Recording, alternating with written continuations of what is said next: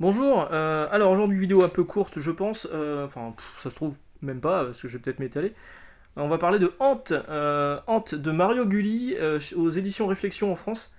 Alors Ant, il faut déjà parler de Mario Gulli. Mario Gulli c'est un, alors il est aussi appelé parfois OMG.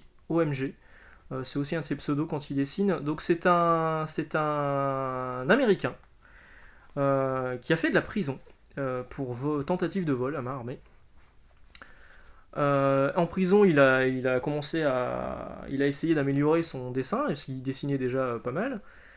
Et ses co-détenus lui disaient ouais, tu dessines bien et tout, c'est cool. Entre deux passages sous la douche avec la savonnette, peut-être, j'en sais rien, je veux pas juger, je veux pas juger. Un jour, il a vu passer une fourmi. Enfin, c'est l'histoire, hein, c'est à l'américaine, hein, c'est romancé. Il a vu passer une fourmi, il s'est dit ah, j'aimerais bien être une fourmi pour passer à travers les barreaux et être libre. Du coup, il a créé le personnage de Ant. Voilà, hop, une nana hyper sexualisée. Alors c'est un peu chelou parce qu'au début c'est censé être une gamine qui s'imagine en super héroïne. Euh, mais vous allez voir, c'est pas dénué d'intérêt. La série elle a démarré chez Arcana Studio. C'est un éditeur de comics canadien en 2004. Il y a eu que 4 épisodes et elle a été relancée. Alors c'est un reboot, c'est-à-dire qu'en fait les numéros d'avant restent dans la continuité, mais ils n'ont jamais été réédités chez Image. Donc chez Image, 11 épisodes à partir de 2005.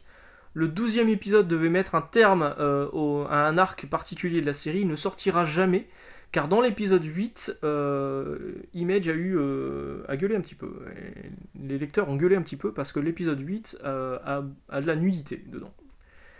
A priori, alors je l'ai pas lu cet épisode, a priori ça serait juste une nana qui enlève son string et on voit ses fesses.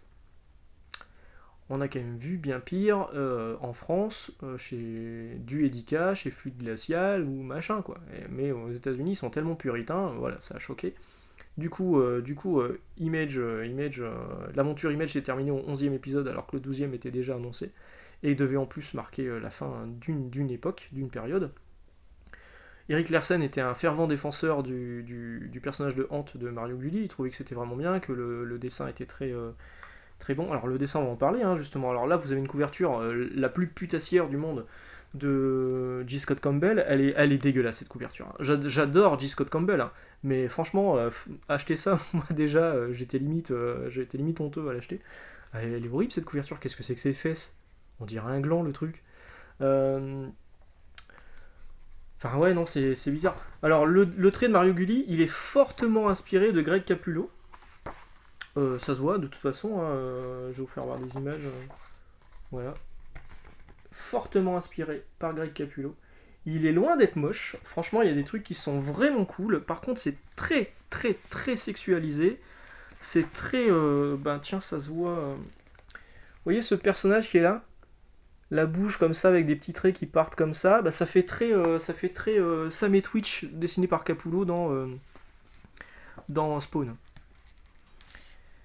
Alors, c'est effectivement incorporé à l'univers de Image Comics. Du coup, vous voyez, il y a le personnage d'Invincible qui est là en forme de poupée.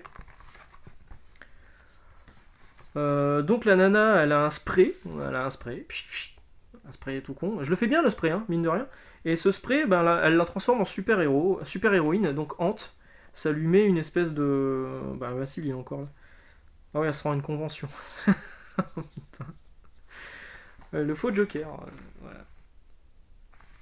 Elle se rend à une convention de comics en fait. Du coup, c'est un peu n'importe quoi. Hop, voilà, elle a ce costume-là. Elle a les pouvoirs proportionnels d'une fourmi. Ça vous rappelle sans doute un autre personnage chez Marvel Comics qui, lui n'est pas une fourmi mais une araignée. De toute façon, s'en est fortement inspiré, mais avec une nana hyper sexy, donc qui prend des poses juste, pareil, hyper sexy. Alors, ce personnage arachnide que vous avez ici, il apparaissait dans Savage Dragon. Voilà, de Eric Larsen. Donc encore une fois, on voit qu'il y a une filiation entre Larsen, et vous allez voir que c'est pas fini, entre Larsen et Mario Gulli. Alors il y aura d'autres personnages de l'écurie Image Comics qui vont apparaître. Justement, il y aura Savage Dragon qui est là, voilà. Mais pas que. Mais pas que. Je vous trouve la page, voilà. Est-ce qu'on dirait pas un dessin de Greg Capullo? C'est bien Spawn, hein, vous avez bien vu. Hein. Voilà, donc du coup, si vous êtes fan du Image Comics des années 90, parce que là, clairement, c'est inspiré par les débuts d'Image Comics, hein, vous allez vous y retrouver. Franchement, c'est plutôt pas mal, c'est bien incorporé dans l'univers. Ant contre Spawn, c'est plutôt sympathique. Moi, j'ai bien aimé. Le problème, c'est qu'effectivement, donc il n'y a que 11 numéros qui sont parus aux États-Unis chez Image. Du coup, ça se termine. Là, ça se termine.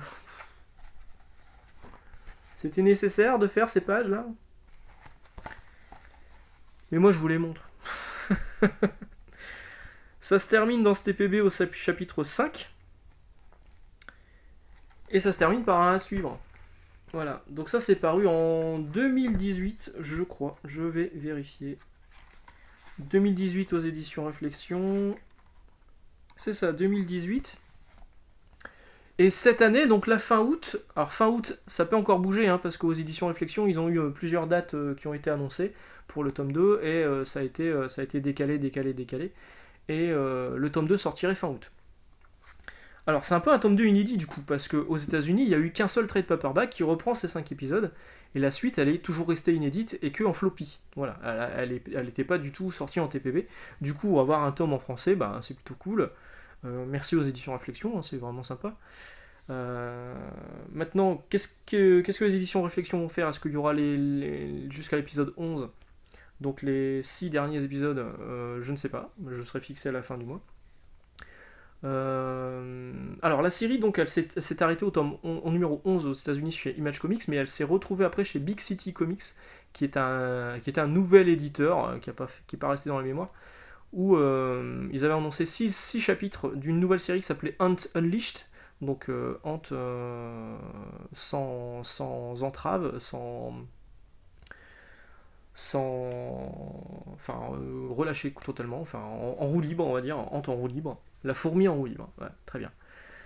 6 épisodes annoncés en 2007, il n'y en aura eu que 3 de sortie, donc du coup, encore une fois, la série elle est en hiatus total, il n'y a pas de fin, on ne sait pas ce qu'est devenu le personnage. Alors si, on sait plus ou moins ce qu'elle est devenue après, parce qu'en 2012, Erik Larsen a racheté les droits du personnage Ant, ce qui fait que le personnage apparaît dans des épisodes de Savage Dragons.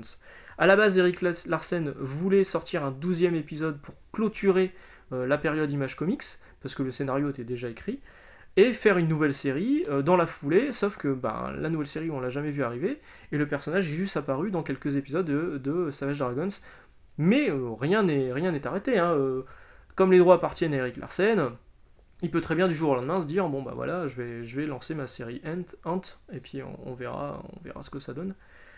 Qu'est-ce que j'avais à dire? Oui, donc Mario Gulli, le dessinateur, hein, suite à ça, il est parti dessiner pour Marvel Comics avec Roy Thomas au scénario. Donc il a dessiné 2 comics adaptés de romans, donc Treasure Island, l'île au trésor, et Kidnapped.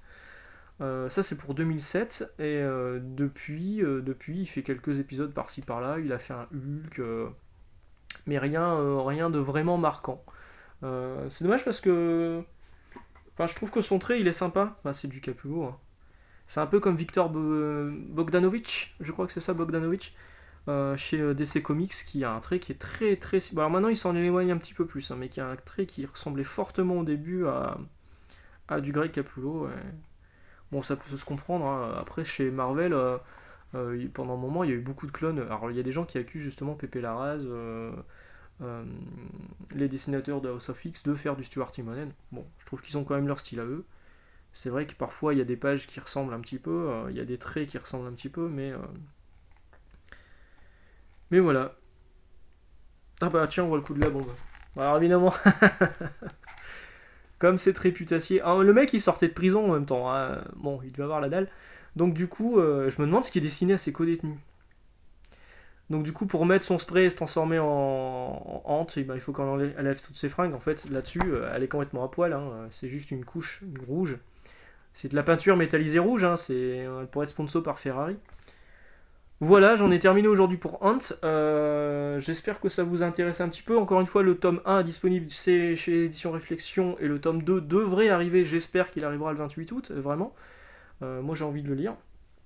Et puis voilà, sur ce, je vais vous souhaiter une bonne journée. On se retrouve bientôt. Donc vous savez qu'il y a un petit décalage maintenant. Ce ne sera pas tous les jours les vidéos, mais 2 fois par semaine, parce que je suis en période de déménagement, etc., etc. Vous l'avez certainement vu dans la vidéo de dimanche dernier où je vous expliquais ce qu'il allait en être pour la chaîne jusque mi-septembre. Rassurez-vous, à partir de mi-septembre, je devrais reprendre les vidéos quotidiennes. Et voilà, bah sur ce, bonne journée et puis bah, à très bientôt. Ciao.